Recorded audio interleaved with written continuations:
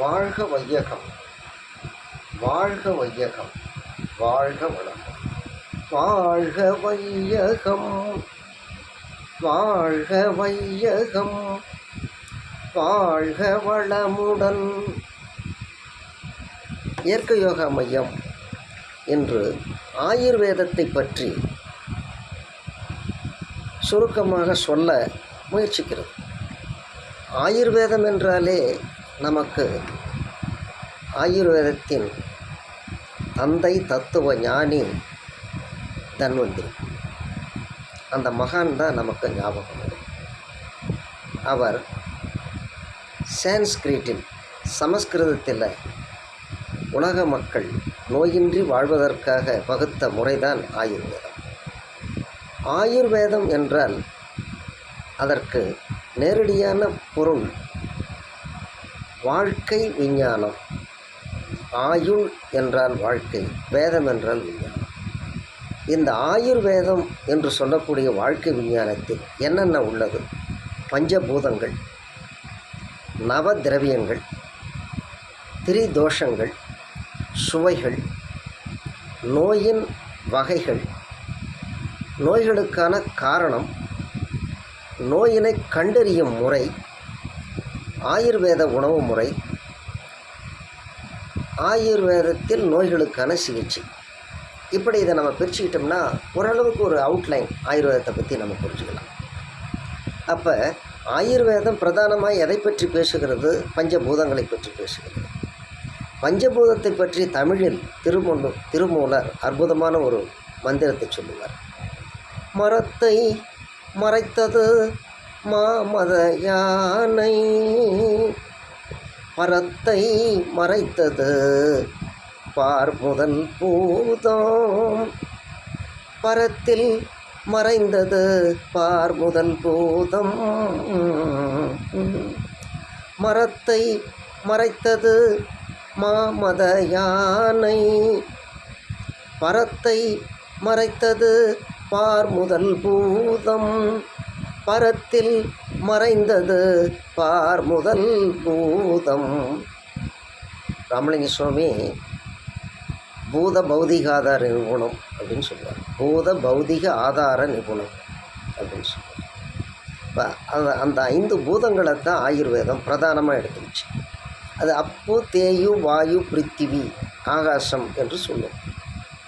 தமிழில் சொல்லணும்னா நீர், நிலம், நெருப்பு, காற்று, ஆகாசம் அல்லது வெளி, இப்படி சொல்லலாம். இந்த 5 பூதங்களால் தான் இந்த உலகில் உள்ள எல்லா உயிரினங்களும் உள்ளது என்பதை தெளிவாக உணர்ந்த தன்வந்திரி ஐயா இந்த 5 பூதங்களை சரி செய்வதன் மூலம் ஆரோக்கியமான வாழ்வை பெற முடியும் என்ற முடிவில் மேலும் 4 திரவியங்களை சேர்க்கிறார். அது என்னென்னா மனம், ஆன்மா, காற்று, வெளி. இப்போ பூதம் 5, மொத்த திரவியங்கள் அந்த 5 பூதங்களோட ஒரு 4 திரவியங்களை சேர்த்து 9 திரவியங்கள், நவ திரவியங்கள். இதுக்கப்புறம் காற்றை பிரதானமாக கொண்ட வழிமுதலாய் எண்ணிய 3 மிகினும் குறையினும் நோய் செய்யும் என்பது வள்ளுவம். அப்போ அந்த வாத பித்த கவத்தை எடுத்துக்கிட்டாங்க. அந்த வாத பித்த கவத்தை மேலும் பகுத்து 15 பிரிவுகளாக மாற்றிட்டாங்க. வாதம் என்றால் அது 5 ஆகவும், பித்தம் என்றால் அது 5 ஆகவும், கவம் என்றால் அது 5 ஆகும். அப்போ வாதம் பிராணா, உதானா, சமனா, அபானா, வியானா, அப்படி 5 பிரிச்சுக்கிட்டாங்க. அதே மாதிரி பித்தம் அது 5 பிரிச்சுக்கிட்டாங்க. பஞ்சக பித்தம், ரஞ்சக பித்தம்,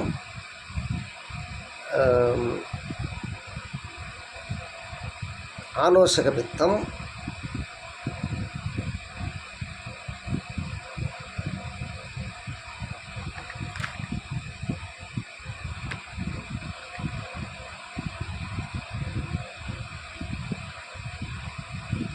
சகாய பித்தம்,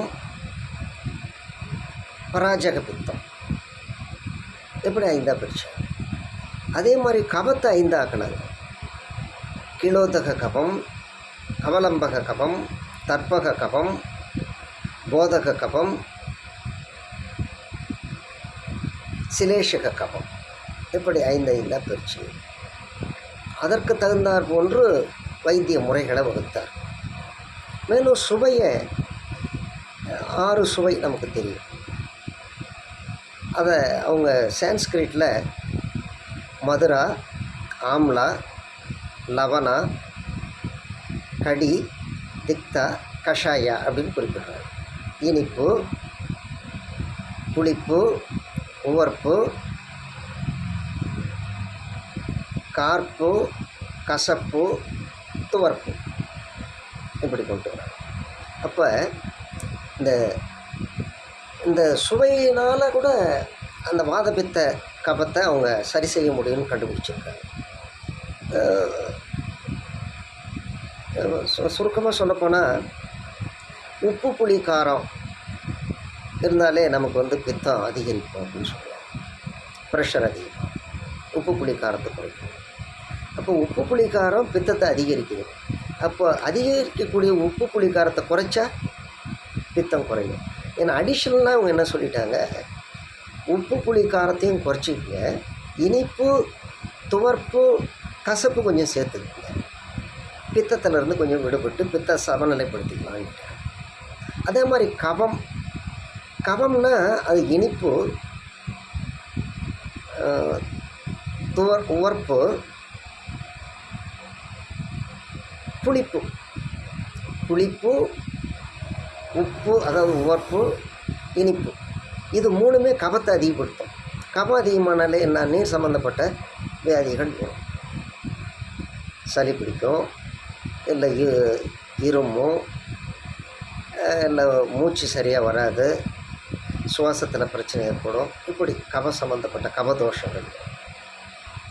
அப்போ அதை எப்படி சரி பண்ணுறது? அதை 3ஐயும் கொஞ்சம் குறைச்சிக்கணும், அவ்வளோதான். என்னென்னா இனிப்பு, புளிப்பு, உவர்ப்பு, அது கபம்.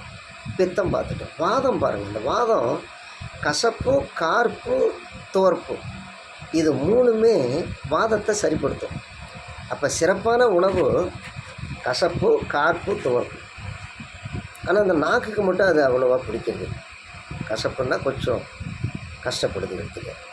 ஆனால் இனிப்பை நம்ம எது கூட சேர்த்து எடுத்துக்கலாம், துவர்ப்பு, கசப்பு கூட சேர்த்து எடுத்துக்கலாம். அப்படி எடுக்கும்போது அது பித்தத்தை கொஞ்சம் குறைக்கிறது. இப்படி சுவைகளின் மூலம் ஆயுர்வேதம் மருந்தை தந்துள்ளது. அதுக்கப்புறம் இந்த நோய்களை அவங்க எப்படி வகைப்படுத்தினாங்க? நோய்களை 7 விதமான நோயாக வகைப்படுத்தினாங்க.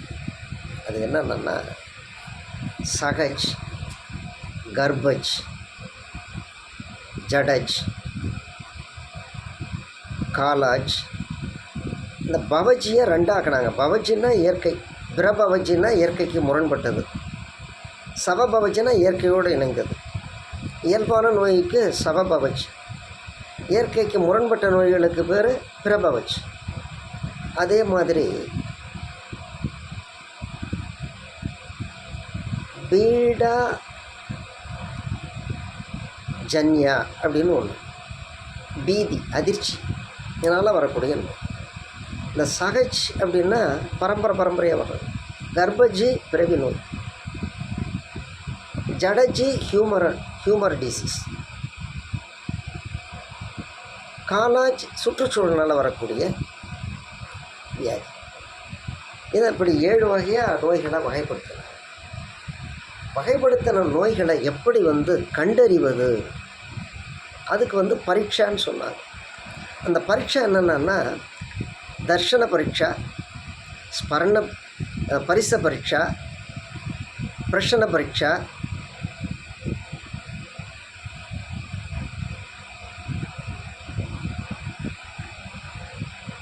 தச பரீட்சா, அஷ்டஸ்தாபன பரீட்சா, தசவித பரீட்சா, அஷ்டஸ்தாபன பரீட்சா அப்படின்னு 5 விதமான பரீட்சை முறைகள் இருக்குது.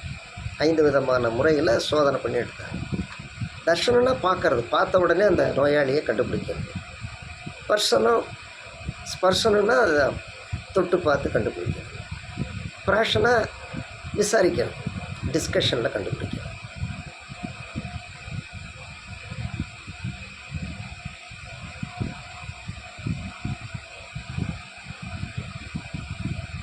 அஷ்ட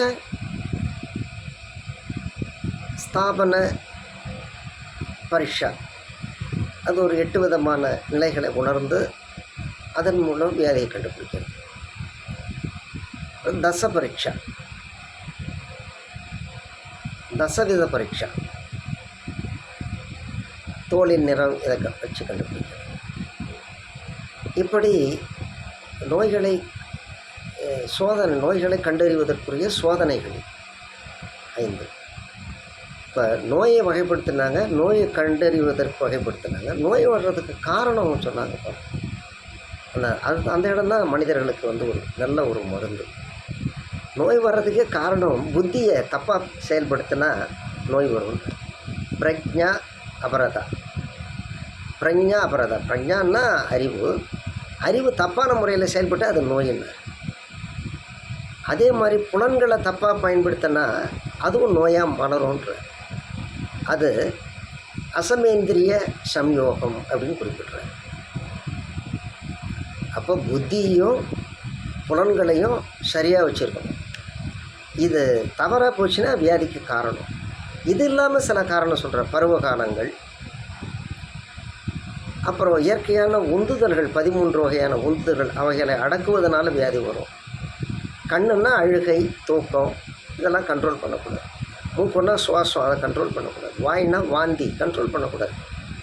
விக்கல், ஏப்பம், கொட்டாவி, அதெல்லாம் நம்ம கண்ட்ரோல் பண்ணக்கூடாது. அதே மாதிரி அபான வாயு, மலம், சிறுநீரகம், விந்து, இதையெல்லாம் உந்துதல்கள். அதை மிகவும் கட்டுப்படுத்தக்கூடாது,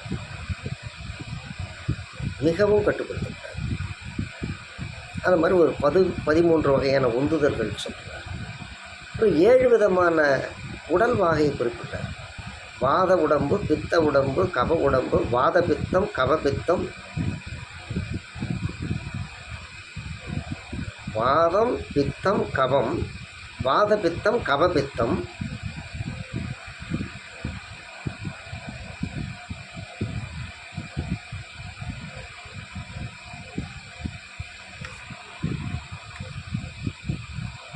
வாதம், பித்தம், கபம், வாத பித்தம், கப பித்தம், அப்புறம் வாத பித்த கபம் திரிதோஷம், இப்படி 7ஆக பிரிக்கிறார். இதுதான் நோய்க்குரிய காரணம்னு சொல்கிறார். இப்போ நோயை வகைப்படுத்தினார், நோய்க்கான காரணத்தை சொன்னார், நோய் கண்டறியும் முறைகளை பரீட்சா முறைகளை சொன்னார். அதுக்கப்புறம் அந்த நோய்களுக்குரிய சிகிச்சைகளை சொல்கிறார். அது என்னென்னா ஷாமன சிகிச்சை, சோதனா சிகிச்சை. இந்த ஷாமன சிகிச்சைன்றது என்னென்னா சிம்டம்ஸுக்கு மருந்து கொடுத்து சரி பண்ணுறது. அறிகுறி தலைவலின்னா மேலே எக்ஸ்டர்னல் பூச்சி ஏதாவது தைலத்தை தடவி சரி பண்ணுறது அறிகுறி. அந்த தலைவலிக்கு பல காரணங்கள் இருக்குதுல்ல, அந்த காரணத்துக்கு வைத்தியம் பண்ணால் அது சோதனை. இது இல்லாமல் பஞ்ச கர்மா, பஞ்சபூர்வ கர்மா அப்படின்னு வைத்தியம் பார்க்குறார். அந்த பஞ்ச கர்மாஸ் என்னென்னா, பஞ்ச கர்மாஸ்னால் 5 கர்மாஸ்னால் வரக்கூடிய வியாதிகள். அதுக்கு பஞ்ச சிகிச்சை அப்படின்னு சொல்கிறார். அது என்னென்னா வாமனா வாந்தி எடுக்கிறது, விரோதனா மூலிகை வைத்தியம், வாமனா வஸ்தி எனிமம் கொடுக்குறது, வாமனா விரோதனா வஸ்தி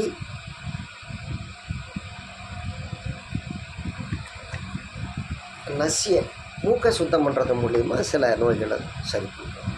வசியம், அப்புறம் ரத்த மோட்சணம், ரத்தத்தையே கம்ப்ளீட்டாக மாற்றுறது, பிளட் டிரான்ஸ்ஃபர்மேஷன், ரத்தத்தை மாற்றுறது, இப்படி ஒரு சிகிச்சை.